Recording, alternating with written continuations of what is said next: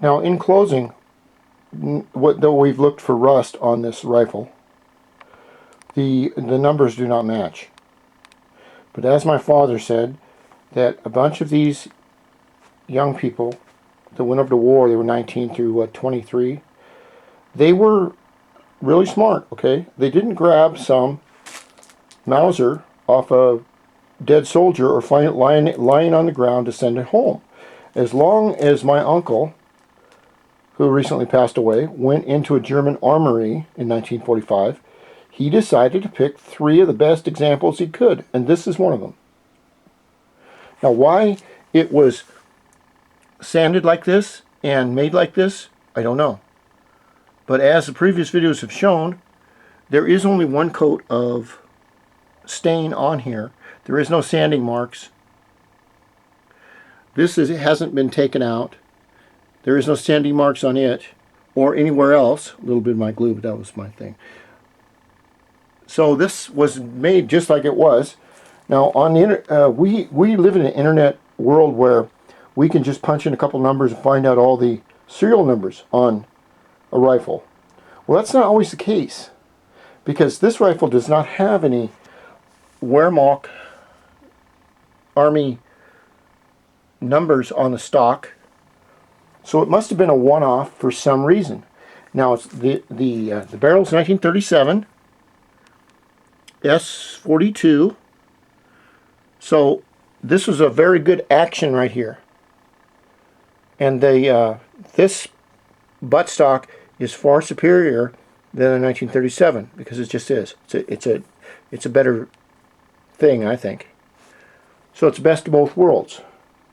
Everything on the rifle is stock. There is no rust on any of it. Either I took all the rust off perfectly, or what I'm saying is true.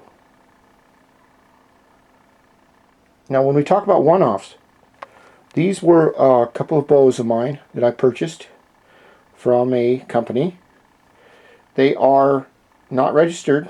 They are not. There's no serial number. There's nothing on them because they were one-offs. They couldn't be used in the catalog because they don't have the right woods in them, and they're not. They can't put them in the catalog. You can't sell them. But I bought them. They're right there. But in 100 years, we can say, well, those didn't come from a factory because there's no serial numbers related to it. We don't know exactly what kind of serial numbers the Germans kept at that time. In 1944-45, they were being invaded from the east by the Russians, who planned on killing them all, and Patton from the west, who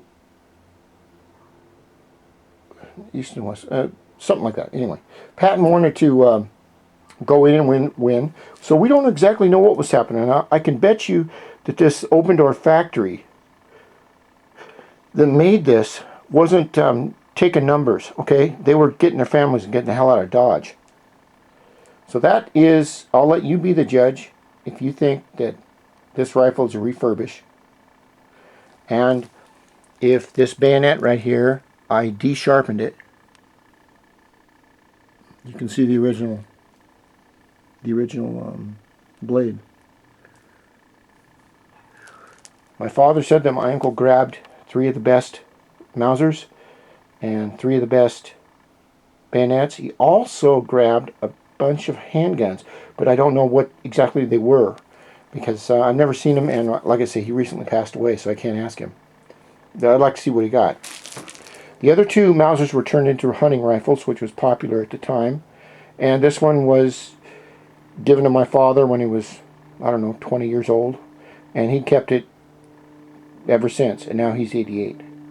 So that's the truth behind this Obendorf S42 built Mauser. If there is a finer one on YouTube in better condition, then I will take my hat off to it. But as far as all the parts and everything else, this is the finest Mauser Kar 98 that I have ever seen. And now on to the detailed pictures, which are about 400 pictures.